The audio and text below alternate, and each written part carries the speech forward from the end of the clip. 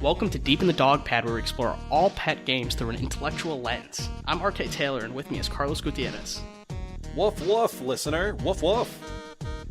Let's get ready to talk about the role of dogs in games, specifically dogs. But maybe we'll shift into cats a little bit, or explore the rest of the animal kingdom. But it's mostly going to be about dogs. We're talking about canine characters. We're talking about dogs as accessories or dogs as aids and all of those kinds of fun topics. Just thinking about dogs as holistically as possible as they relate to games. One of the things that I think about first when I think about pets in games, though, is Neopets, which I know you didn't have as a child. I don't, you were deprived of the Neopet game. Nah, world. I didn't have that dial-up to get me Neopets when I was young. So Neopets was a website, and when you would create a Neopets account, you were kind of gifted a pet, a Neopet, and you could do different things with that pet. You could care for them, you could feed them, and it wasn't as interactive as something like Nintendogs. It wasn't live. It was more I'm gonna feed this. I'm going to give a bottle, and I now have to wait for the screen to load so I can see that he said yum, and it's text, there's a lot of text-based BS, and it's when I look back on the game, I have trouble thinking about how some of those mechanics were actually fun because they were so slow, and I don't know in what ways it is accurately simulating the experience that I have as someone who has a pet. I don't know. It doesn't seem to me like it's really striking the same chords. So I'm curious about that, and I want to talk about that as we get deeper into it. But I do want to say that I loved the Neopets games. There was one that was bullshit, the card game, called Cheat, because, it's kid-friendly. And Cheat was so fun. Again, it had the limitation of, every time you make a move, it had to load a new screen. It wasn't streamlined and it was turn-based, and you really had to load every single turn. And the idea of doing that as a 9-year-old, when I look back, I'm how did I have the time? How was I that patient of a person to play that virtual card game with this elephant and Bruce the penguin and Aisha the cat? They were just these random characters that were just, oh gosh, it was such a mood, I mean, Neopets is it's kind of how Club Penguin, I think, is for the kids who played Club Penguin. I feel there's almost there's a stain on your identity, it's you were a Club Penguin kid, you were a Neopet kid, where it just feels intertwined with who you are, but in a really superficial way, and in part because of how irrelevant it is now and how it almost doesn't make sense looking back. Does that make sense? Yeah, I think so. I think a lot of people will connect to the idea of Tamagotchi with that. Yes, for sure. Tamagotchi was, I guess, maybe the predecessor to Neopets, but the idea that here's this little keychain fucking 8-bit pet you got. And I remember seeing kids in all different classrooms looking at the teacher and then sneaking a peek down at their Tamagotchi and hitting one of the 4 fucking simple buttons on there to perform an activity and getting worked up if theirs died or something like that. And yeah, I think it's just, you talked about having this, I wanted to initially call it fanboyism, but I guess it's more you're developing that, you're spending so much time with X, Y, or Z thing that you're developing that connection, right? And so if somebody starts to threaten what you feel is a good value of your time, you're gonna get mad and fight back in some way. So if it's oh, you use Neopets?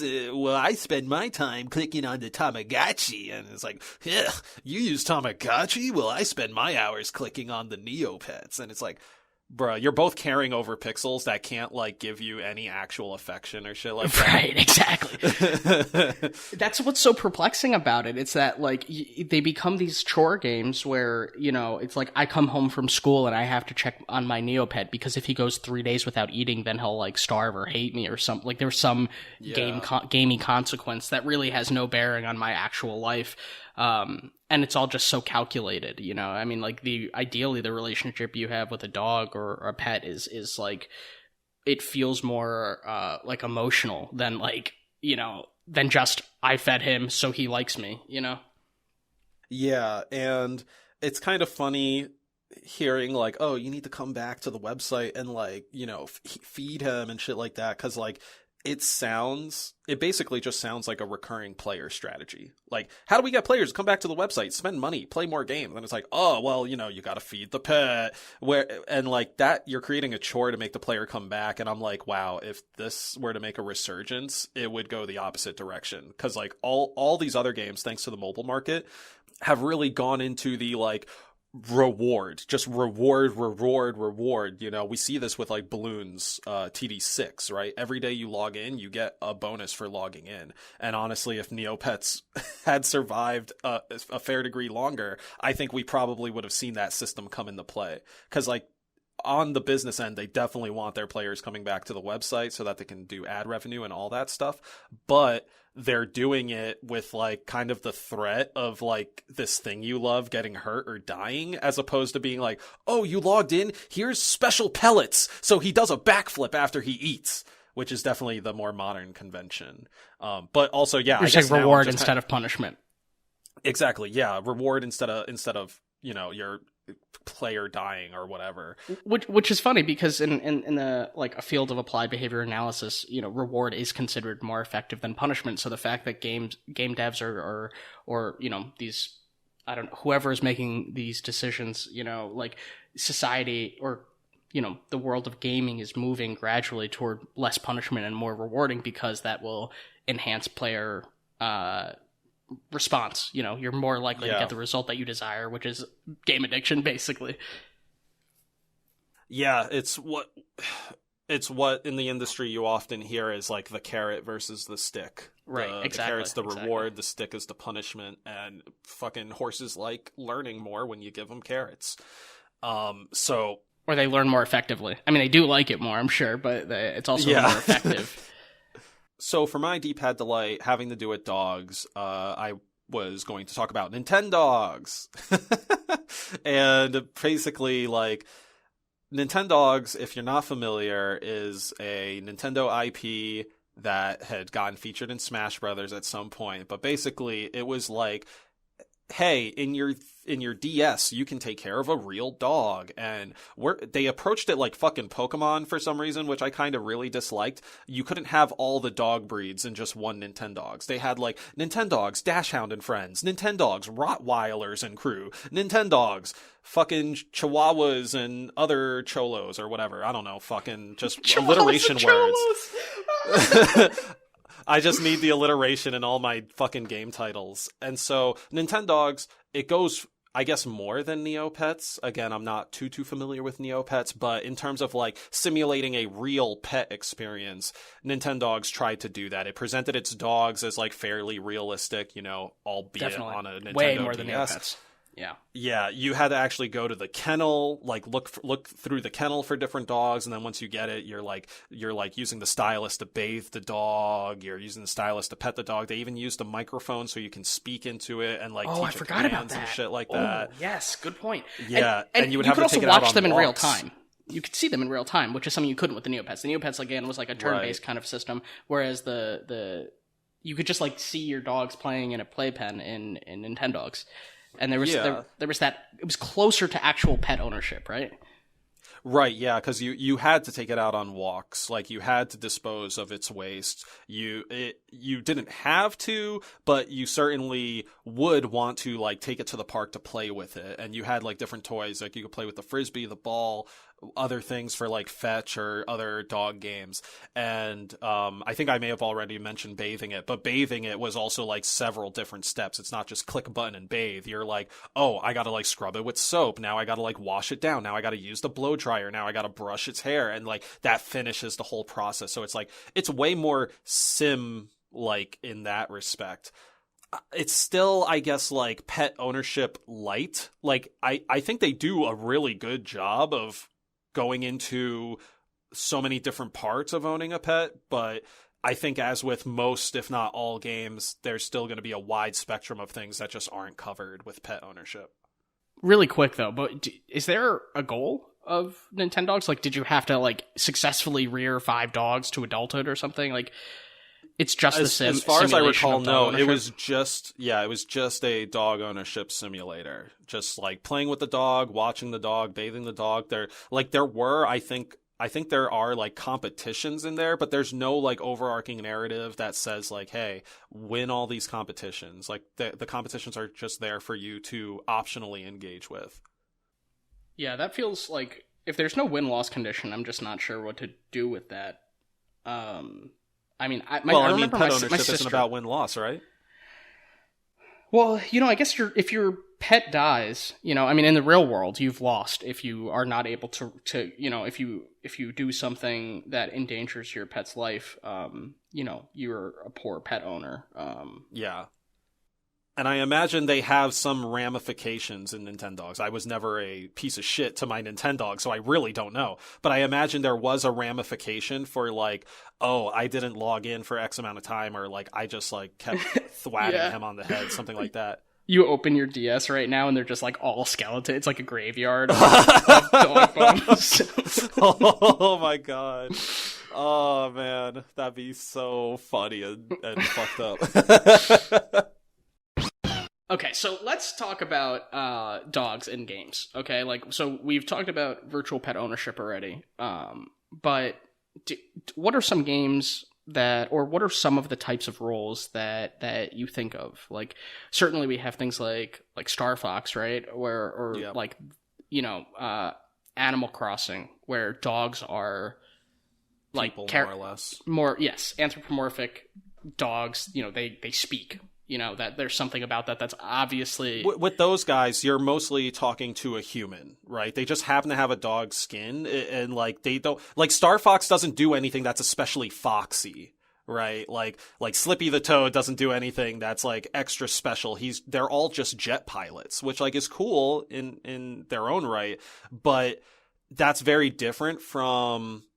I would say a game like, say, Fable, right? Where you get this more regular on all fours canine that like you can't specifically communicate with, but it acts as an assistant to you, whether that be in combat, like maybe stunning people by like biting their pants and holding them there for a few seconds, or it could be like while exploring, this dog sniffs something out and now it's using its dog qualities, right? Like Star Fox never goes like sniff sniff, ooh, I detected something, let me go over there. But in Fable, your dog goes like sniff sniff and then it starts running off and barking, and if you follow him you see he found like a treasure chest or something.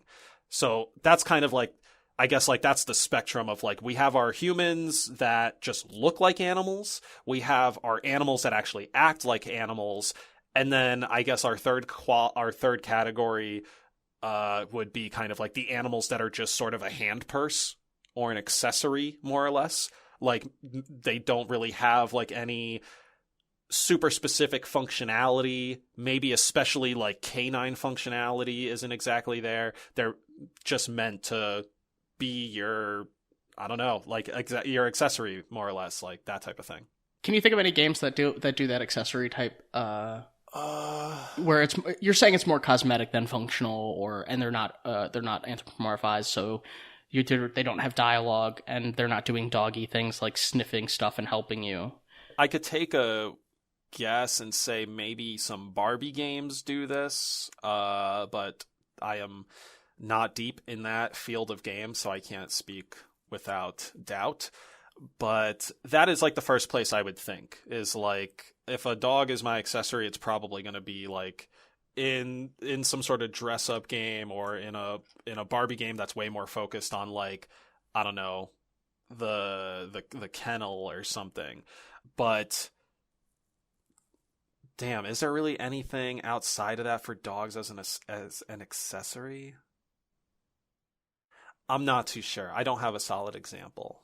Okay. Outside of potentially Barbie. But, even as a theoretical category, that does seem different than, you know, dogs as dogs and dogs.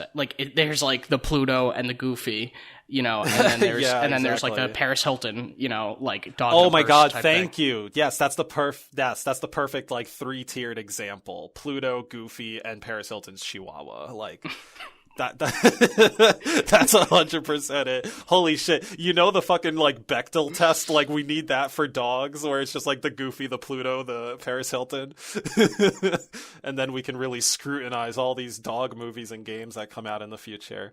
But today, you know, for this episode, we want to talk way less about I think you already mentioned it. We want to talk less about the playable characters. We want to talk less about the people disguised as dogs, and we want to talk more about the dogs, whether they be like Paris Hilton or Pluto. Like, we want to talk about those guys. Right. The meat of the conversation for me is like, what can we learn about like human dog interaction through video games, right? So when the dogs are just when it's a human being in a dog skin, like the Star Fox example, right, or Animal Crossing, it really doesn't matter that it's like BoJack Horsemaning, you know, it's like there may be this quick gag about like the fact that this person is actually a bird and they fly to work instead of walking to work, but at the end of the day, it's as if it's a person, you know. I mean, it's like there are these like joking moments where we can highlight this person's animal qualities or see how they're integrated into like their otherwise human selves, but I don't really think games are expanding my thinking about the animal kingdom because they have Sly Fox or, you know, like, or Animal Crossing, you know, like I'm not going to think about pelicans differently because there's a pelican in Animal Crossing. I'm going to be like, okay, this is cute. Like, this isn't a person. I see what they did here, you know?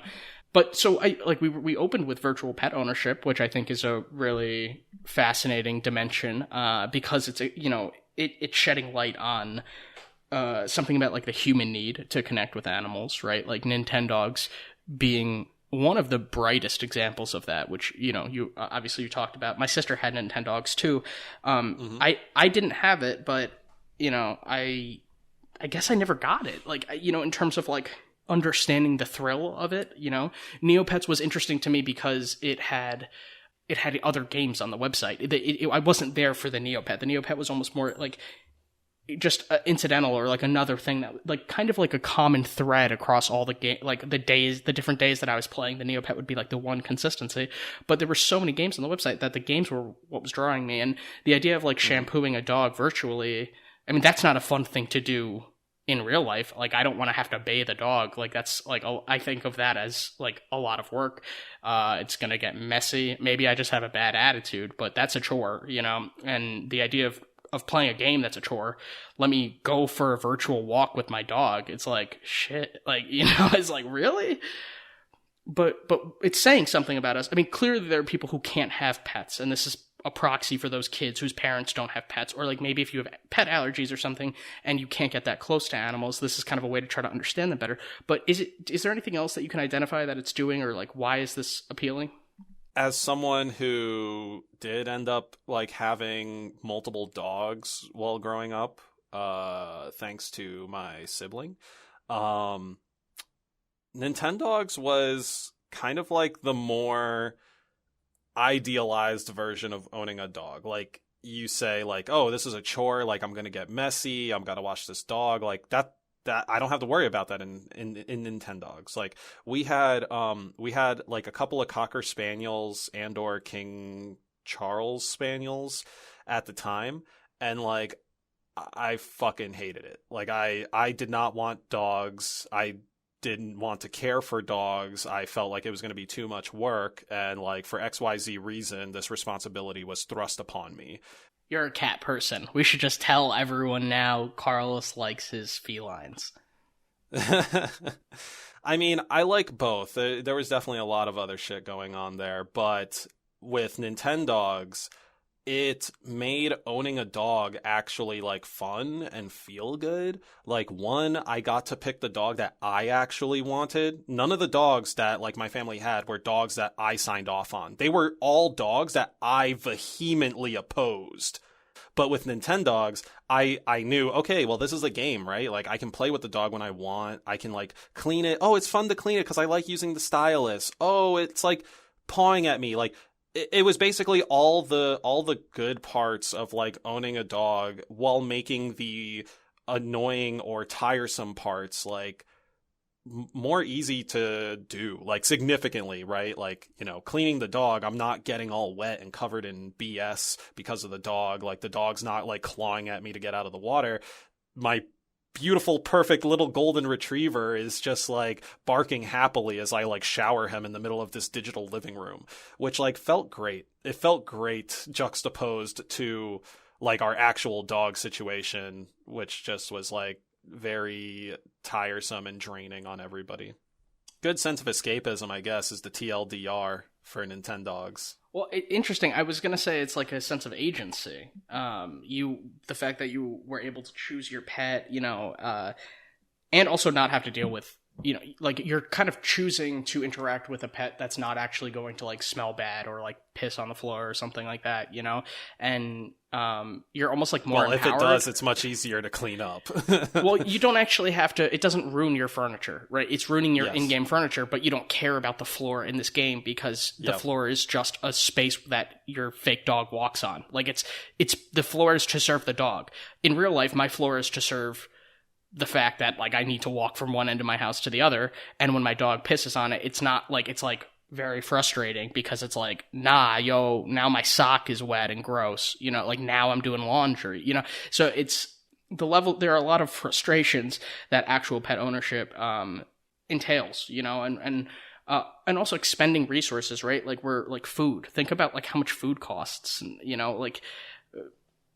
Those are things, you know, you buy a cartridge for that has dogs in it, and that's free forever. You know, you can play that as much as you want.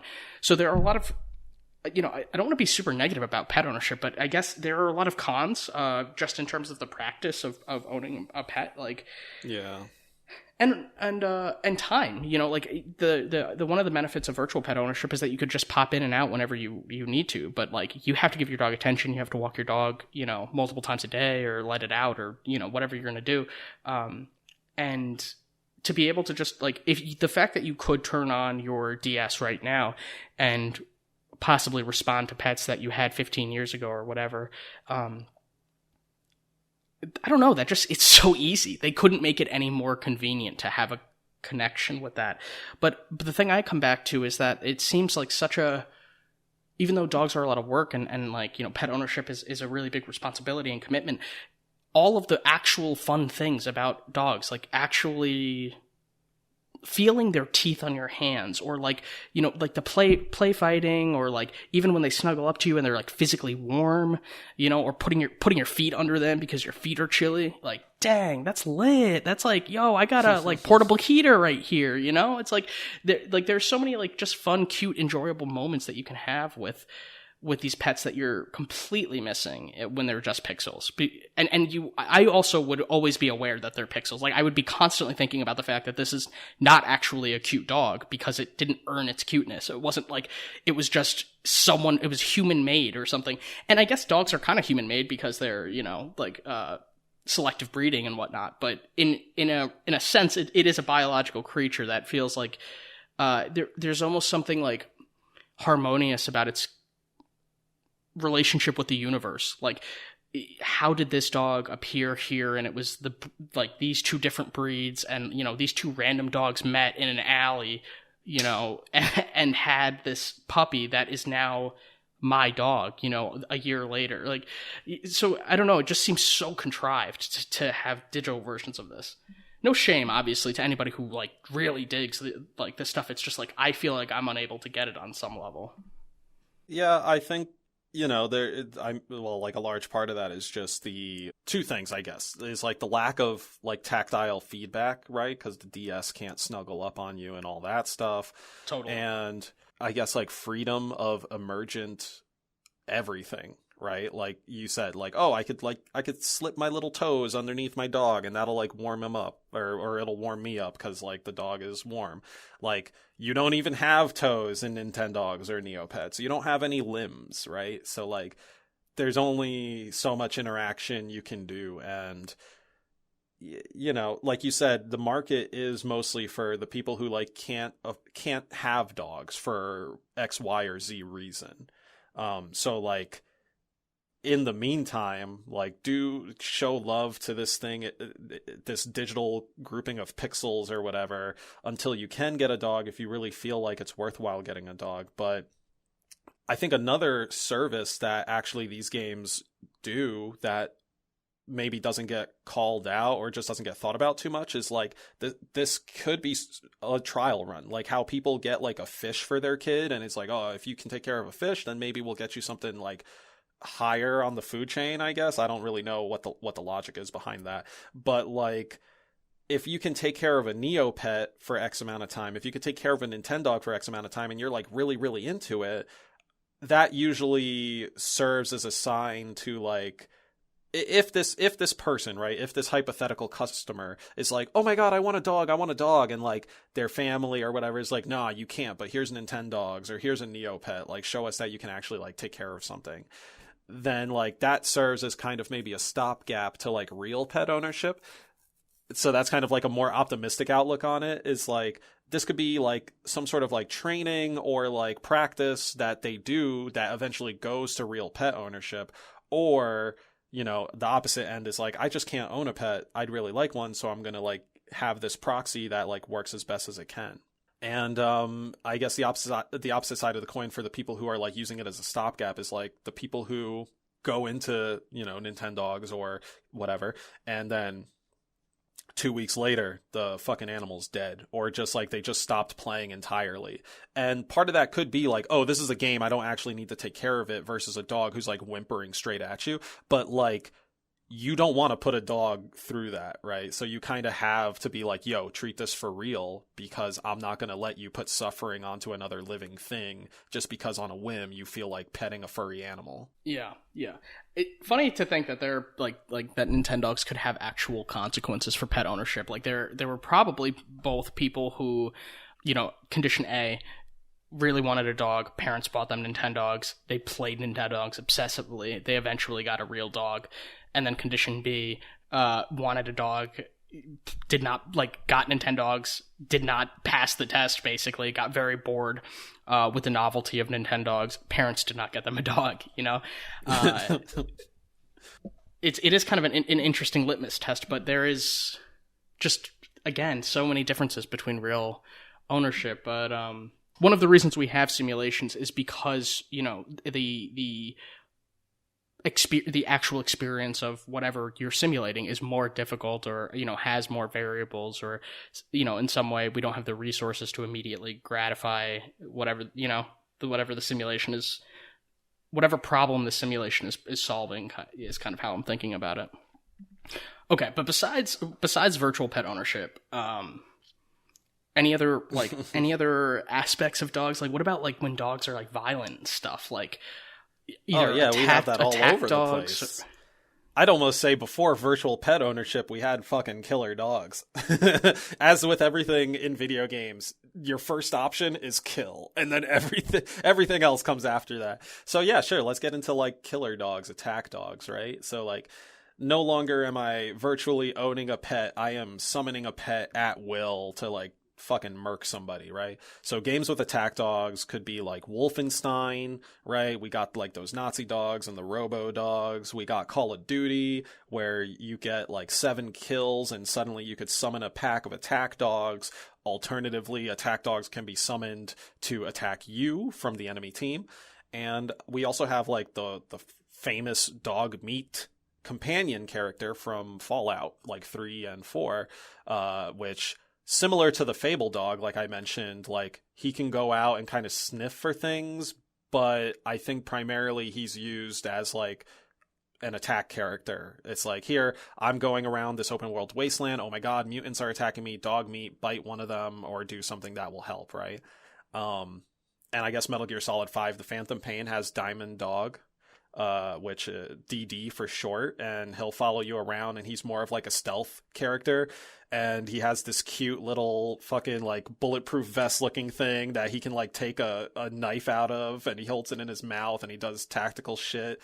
And it's, anyway, these are all different types of attack dogs, but like, yes, video games, they like dogs, they know people like dogs, but classic video games, first answer is to kill something using the dog.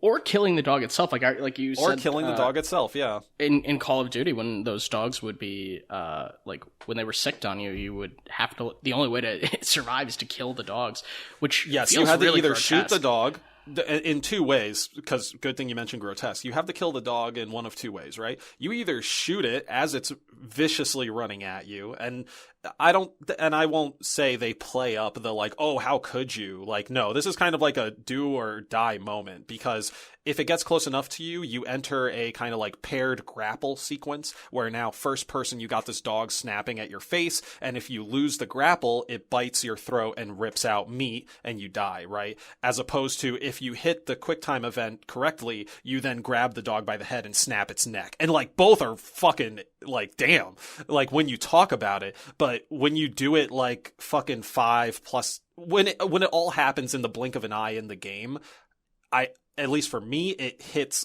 not as hard as like describing. You're completely desensitized to it after the first day of playing. I mean, that could literally happen to you 10 times in a few hours. You know, I mean, yeah, absolutely, yeah. It's like when you get that kill streak, it summons at least 5 of the dogs onto the enemy team, right? To attack the enemy team, right? So like if the enemy team only had one person, you're getting attacked by 5 dogs the first time that is summoned, and like, you know, by the third fucking neck snap, I would say even by the second neck snap, you're like, oh, I know what happens if I don't snap the neck, so I must snap the neck. Yeah, of course. And okay, I have a question. I don't want this to be confused, so I'm gonna like open with I just want to clarify something right off the bat. I'm not asking a question about violence, right? I'm not asking a question about like whether games ought to be violent. But is there squeamishness about the killing dog killers and killing dogs? I mean, we do live in a world where there are dogs that are trained to be aggressive, you know, and where they're trained to attack humans. Although that isn't the predominant way that dogs function in our society, it is there are attack dogs. Is that something that's like okay for games to showcase, do you think? Or do you think that it's a little, should we be squeamish about that for reasons that are not related to just the fact that it's a violent act? Do you know what I'm getting at? Like, Call of Duty is it's a war-based game, so I'm not saying like there are, you can have like drone strikes and stuff. So I'm not asking a question about like whether or not drone strikes are acceptable, but I'm specifically talking about like the roles that dogs are play in society. Within the context of Call of Duty, like I think it makes sense. Do I have any sort of squeamishness, or do I think the industry should have any sort of squeamishness about putting violence towards dogs in their games? As a creator, I say no. Like, make your vision how your vision shows. As a member of society, I say, yeah, you got to be on the lookout for that, because, everyone's going to jump at you. Regardless, everyone's going to jump at you for XYZ reason. If they're like, oh, I can snap a dog's neck, that sounds so horrible. But, provide it context and this, that, and the third. And it's like, okay, maybe it makes more sense. You're still going to have people that's like, why would you even have a dog in this game to begin with? And using Call of Duty as an example, that one gets away with it because it's like, yeah, we train attack dogs. Like, we have attack dogs in the regular ass domestic police force. So why the fuck wouldn't we like have them in the army? And why, if we are like a big pro army game, why would we not utilize the army's tools that they're using? So there's kind of like two ends of the spectrum there, right? It's like, hey, you guys are trying to like create modern warfare, like canines are part of modern warfare, and people being like, but I don't want to hurt dogs. It's like, bruh, like to that extent you've entered the arena, you've got to deal with what's in the arena. If you're making Nintendogs, right, obviously it doesn't make sense to attack the dog in any way. If you're making Fable, right, that's a little more middle ground. It doesn't really make sense for you to attack your dog. So whether that be literally removing the ability to collide your weapon with your dog, or just like social repercussions, perhaps, like what if the dog like abandons you if you hit it too many times or something, right, like that, exactly. Yeah, like in-game social repercussions is like one thing that could be done. In terms of like putting the dogs in the game and or harming dogs in the games, like the only thing I would say to look out for or to feel squeamish of is like the social backlash or the social like recognition of what you're doing, right? And that's where it's like, oh, we got to put this in a good context, right? Like in Fallout, when a dog attacks you, it's not a regular dog, it's like an irradiated dog, right? Dogs and children, I guess, are like, they're not exactly the same in terms of video games, like how they're both treated. Innocent. Yeah, they're both innocent. Yeah, they're both considered very innocent, never harm type creatures. Until proven otherwise. Exactly. Yeah, I think you make really good points, though, about, I'm also, at, like, pretty radically, like, freedom of creation, if we, like, take speech and really, like, generalize it. And, I'm not going to say that people can't make games where there are attack dogs. And I also kind of feel like pets in our society get a pass. Like, whenever there's a dog like dying in a movie, people are just so broken up about it. And I think it is because of that kind of like innocence or something. There's something wholesome about pets. They can't commit acts of evil. They're just kind of like living from impulse to impulse or whatever. But the idea that it should be, assuming the context, it could be appropriate for it. I agree that it shouldn't be banned, but I am curious about this, like, part of us that, like, feels squeamish toward, it's not even animal abuse, really, but I'm sure, like, PETA would make the argument that Call of Duty is, like, normalizing animal abuse and stuff like that, but it feels really murky to me, the idea of, like, dogs as tools that you can use to kill and, that you can kill yourself. Yeah, I don't know. I didn't have a cogent point there, I guess. You brought up something really good, right? Which we brought this up earlier, right? The Pluto, Goofy, Paris Hilton. Where does Attack Dog fall in under that, right? Is that dog as a helper, or is that dog being used as an accessory at that point? I feel like at that point, I feel like it is a helper, but you don't have any direct control of that helper. Well, in real life, right? Like So, okay, let's think about the evolution of dogs, right? And there are so many different breeds of dog.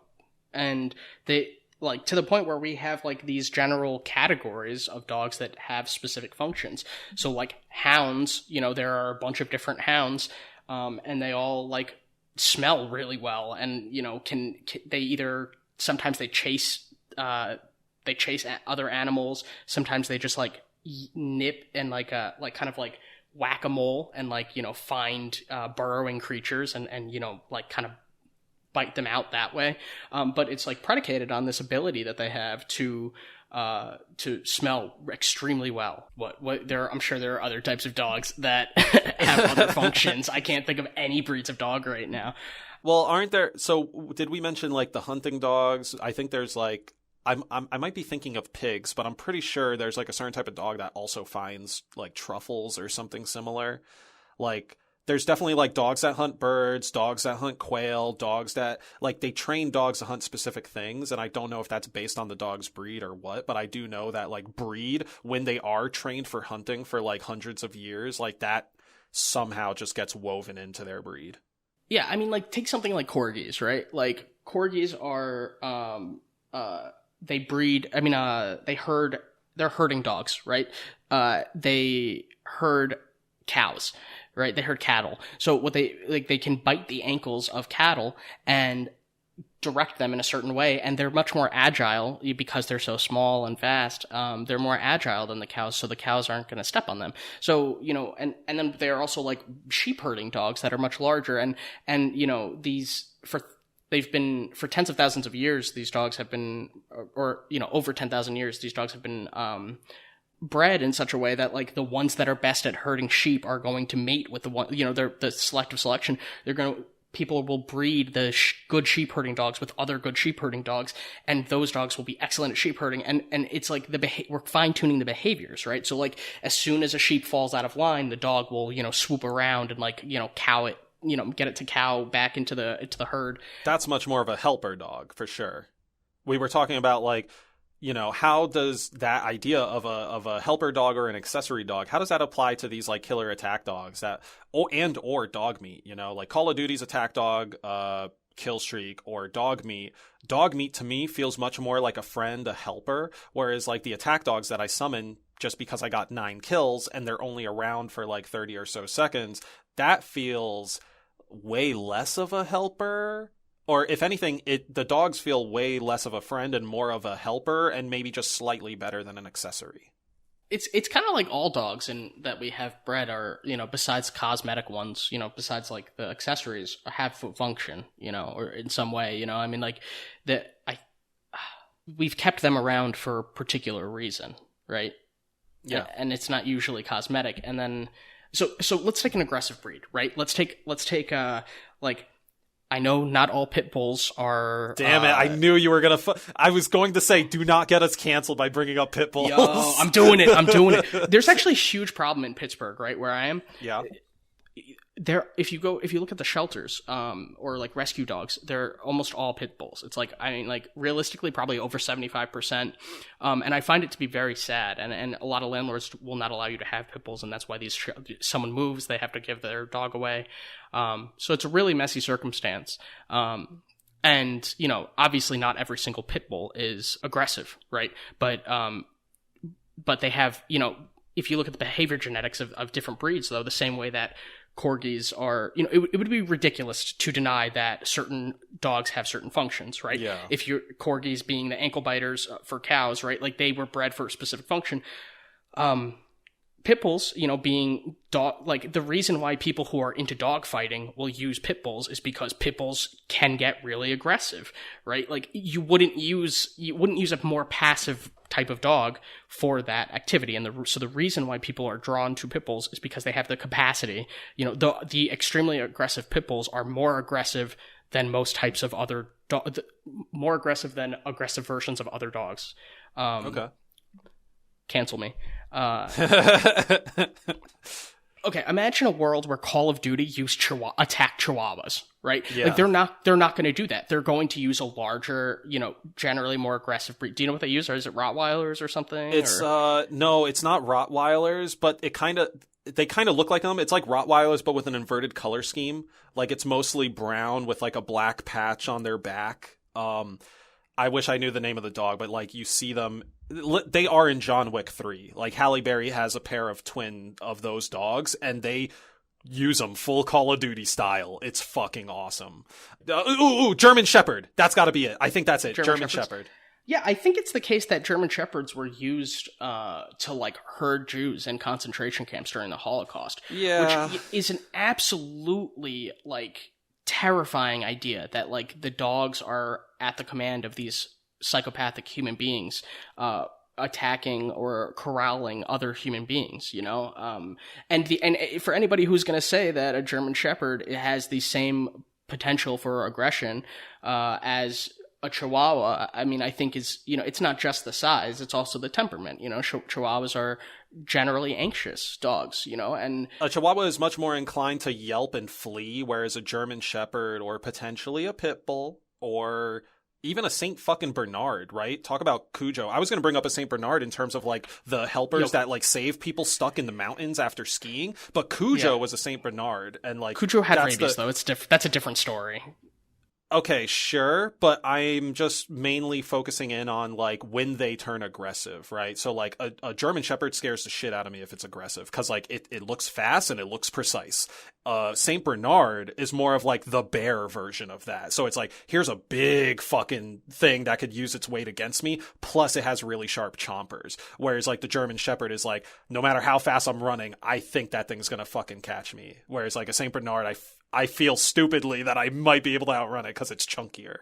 The rabies kind of disturbs me a little bit because it's like not the dog's actual temperament. You're more talking about the physical ability of the dog rather than like if I gave you a brain virus, right, that like made you super aggressive and like want to eat flesh or like zombified you. The rage like virus Carlos, from 28 Days Later. Yeah. Sure. It's not like Carlos is, has the predisposition for anger. It's that you have, you're diseased now, but what it does, the difference between like any dog that has rabies will be terrifying, right? But what's different is like a corgi, you can you can probably defend yourself. You know, you can kick a corgi. You can't really kick a Saint Bernard. Like, you know, that's like, so the physical capacity of the dog, the muscle tone and, you know, the size and all of those kinds of things, is something to take into account. And I guess something that people think about when they're making games, because you're not going to have a Call of Duty game with dogs that are being, you know, sicked on you. You're not going to have dachshunds that are, you know, like, you're not going to be fighting off dachshunds, right? Or chihuahuas, or like just these little breeds, which speaks to our, like almost like a universal understanding of like dogs and their roles. And like we have expectations about like what these dogs will, you know, could do, or who they could be, or something like that. I mean, we have a whole classification called lap dogs. Like, I don't know if you've heard that before, but a King Charles Spaniel is considered a lap dog. Although the one I had certainly was not a lap dog. I'm pretty sure that was a mix of different breeds. But the King Charles Spaniel is one that like was specifically like breeded and treated in a way by like King Charles and crew to just be like lazy ass dogs that have really nice flowing hair, and they just sit around, and it's like they are an accessory more or less. And for sure, yeah, you're never gonna see, because that is like how they developed over the years, and we have the pre-established like ideas and conventions, like, oh, this is man's best friend, like it's most like that's just fucking like baked into us because it's repeated in like pop culture or other places.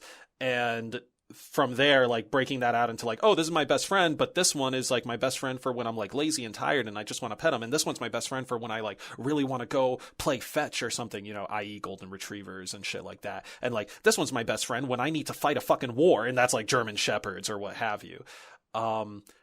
That all is to say, like, why do we do so much shit with dogs? Like, part of that is like the pre-established conventions, like that is very easy for designers to tap into. Like, we don't have to create some new magical beast that can like save your life or like find treasure. We can just be like, oh, dogs, and then look into like which breeds of dogs have been used for what by humanity over the last hundreds and hundreds of years, and then tap into that to then build that gameplay functionality and create that toolbox of like expectations from the dog within your context. Because also the context like hugely matters, right? Like, I think dog meat is a German shepherd or something kind of like that. Like, he has the silhouette of a German shepherd, and that is because you're often like fighting these like bigger creatures or just things that need that type of like defense with you, right? It's not a Chihuahua that's with you, like you mentioned. It's not a St. Charles Spaniel that's just like sitting on your lap. This is a dog that we know has been used by like the police or the army or whoever to like train to attack. I like that we've touched on a lot of different types of games that are incorporating dogs. For the skill treat, I want to talk about a game called Dog's Life. Are you familiar with this game? You are familiar with this game, right? You saw I'm a little bit. I watched Game Grumps. Yeah, Game Grumps played it, and it seemed like such a goofy title. Like, it's definitely one I would never, just based off the cover art, I would never pick up and actually play. But I am glad I watched at least 15 minutes of it getting played. Okay, so one of the things that I noticed about A Dog's Life, right? You play as a dog, and the dog is like walking around the environment, and like, you know, it's kind of like a what genre would you describe it as? Adventure? Yeah. I think it's fair to call it an adventure game. Don't think we need to go any deeper into that. Okay, one of the things I noticed about it that I really want to focus on is the fact that it depicted dogs' smell. It depicted like this different sense with color, right? So you're supposed to be inhabiting this like rich world of like dog experience. And, you know, this thing was a purple odor, this thing was a yellow odor, and then you're supposed to be kind of like using these different colors to, you know, they indicate different things, blah, blah, blah, blah, blah. Okay, let's put a pin in that for a second, right? For the skill tree, I want to talk about this really seminal paper that came out in the 70s by a guy named Thomas Nagel. And, you know, so this is like broadly, we could call this philosophy of mind or, you know, consciousness studies, something like that, cognitive science. So Thomas Nagel, this paper he wrote was called What It's Like to Be a Bat.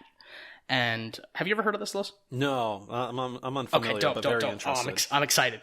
Okay, so What It's Like to Be a Bat, the premise of the paper is essentially, you know, so it's getting at the nature of like what it means to be conscious, right? We could look at consciousness a number of different ways. We could say that something has to be sentient, for example, right?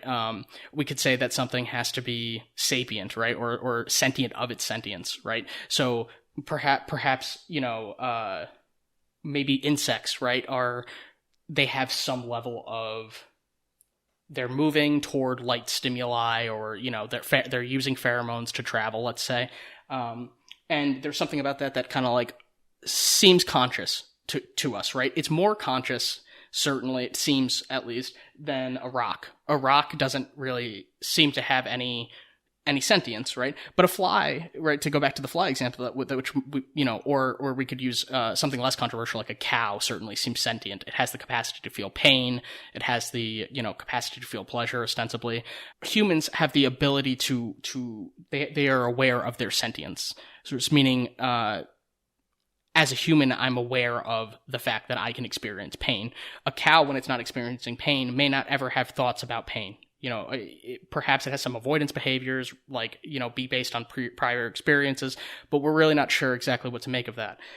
So there's controversy about like what it means to actually be conscious, right? So Thomas Nagel's paper is, in What It's Like to Be a Bat, he talks about bats having echolocation. So bats are blind, right? And they use echolocation in order to navigate their environments, right? So essentially, it's like a sonar type thing where it's like they make a noise and that is bouncing off, and they get a signal back, and they can detect how far away something is. Nagel's point is basically like, we have no idea how to use echolocation in our everyday lives, right? Like, I am, as a person, don't have an echolocation sense. I actually read something recently that was like, there was like someone who was blind, and they used clicking to like echolocate so they could detect how far things were from them. But, in general, people don't have the capacity to echolocate. But there's probably an experience that it's like to echolocate, right? So from Nagel's perspective, if there's an experience of something, right, in philosophy this would be called a quale, or the plural of that is qualia. If there is a quale, then there is consciousness, right? If there is an ability for me to perceive the color red, and there's an actual experience to be had there, then I'm a being who is conscious. So that's Nagel's grand point, is like trying to create this dichotomy of consciousness and not consciousness, to like kind of have a line to parse. If there's nothing that it's like to be a rock, right? Like, there's probably, like, rocks don't seem to us to have any kind of experience, right? Unless you're like a panpsychic, you don't believe that rocks have consciousness. But bats, even though they have a consciousness that we can't really relate to because we don't have echolocation, they probably have consciousness from Nagel's perspective. Certainly people disagree with this, right? There are criticisms to this, but this still like completely blew up and is still talked about all the time. To go back to Dog's Life, right? I had a really big problem with the fact that they were pretending to simulate dog experience through color, right? I don't find that is at all satisfactory for trying to encapsulate what the dogs experience, because we are primarily visual creatures, right? We feel like our consciousness is like located in our eyes, even. A lot of our brain data is visual. What Dog's Life is doing is kind of using a synesthetic experience. So it's right, changing the olfactory into the visual so that humans can get it. But that's not actually helping us understand what a dog's experience is like. It's just providing it to us in a way that meets our olfactory needs. I mean, our visual needs. You know what I mean? Yeah, we, much like so many things in gaming, like, we have to abstract it several layers in order to, I guess, like, reconfigure it and repackage it in a way that is like understandable at a glance to most people. I really do like, though, that they did go with this interesting like synesthesia route with like depicting dog sensing and stuff like that. Because, I don't know, just in general, the idea of like seeing the world in this kind of like monochrome format with like monochrome lines that are guiding around, while more realistic, might prove to actually be more visually difficult to deal with at a mass level. I think a way to go about that game that would have been more successful is reduce the color, right? Like, dogs can't see color. Let's have a first-person experience of what it's like to be a dog, right? Dogs have, they have more rods than cones in their eyes. We have the opposite. So we see a lot more color than they do, but they can see in darkness better than us. So, perhaps instead they could have had like day and night cycles where the dogs were still able to see really brightly at night. I don't think that they did anything to really try to make me feel what it's like to be a dog. They just wanted me to be able to play as a dog. I want more of that sim experience, and maybe I'm asking too much for this game. Maybe that's not what the game it was trying to do, but it strikes me, if it's called A Dog's Life, and, they're using that synesthesia to try to like, it seems to me that they're trying to get me to relate to dogs, but it's such a lazy way of doing it. Like, nobody's actually thinking about dog consciousness in the way that Thomas Nagel's thinking about bat consciousness and justifying the fact that they have experiences. I'm not even sure how related those two ideas are, but I was immediately thinking, when I was watching A Dog's Life, I was immediately thinking of what it's like to be a bat, and I was really trying to like understand dog consciousness and like how I would go about trying to depict it. And it's a fool's errand to some extent, because we don't have bat consciousness, we don't have dog consciousness. And so there's an inherent mysticism in, from our perspective. We have limited tools to be able to understand the experience of other animals, or other creatures in general. But if it's not going to do it justice, like, don't do it at all, is kind of like my thinking. I think it's so far, I think Dog's Life is so far from what it's attempting to do that it's like, it's actually not worth like doing at all. And maybe I'm being too harsh.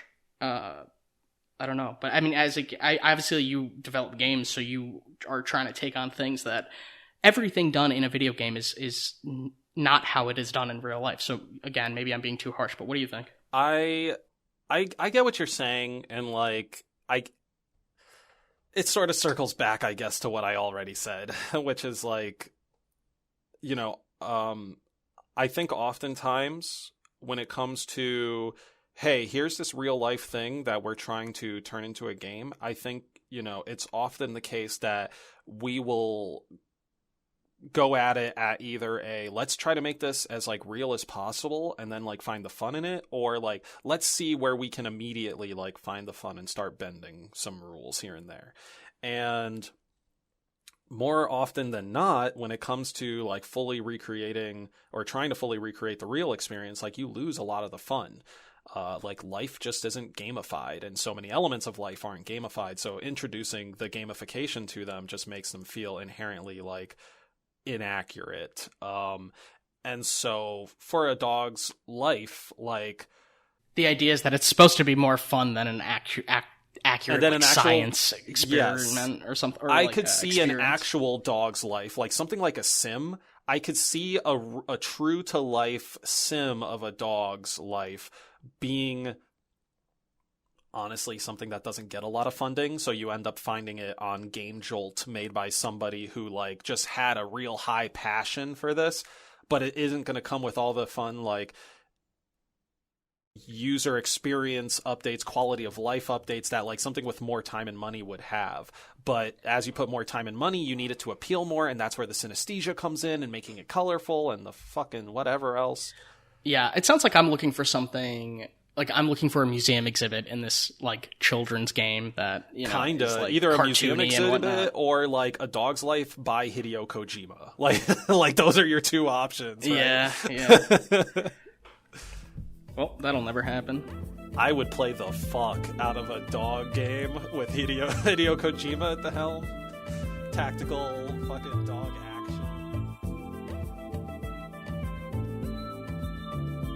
Thank you for listening to Deep in the D-Pad. Subscribe wherever you listen to podcasts and share us with your friends. For updates and discussion, follow us on Reddit at r/deepinthedpad, Facebook at deepdpad, and subscribe to Deep in the D-Pad on YouTube. Don't forget to hit the bell. And if you want to ask us questions or you had a chance to share your own D-Pad delight on the show, email us at askdeepinthedpad@gmail.com. Be sure to put question or delight in the subject line. Big thanks to 8-Bit Jazz and Kevin MacLeod for supplying the music for the show.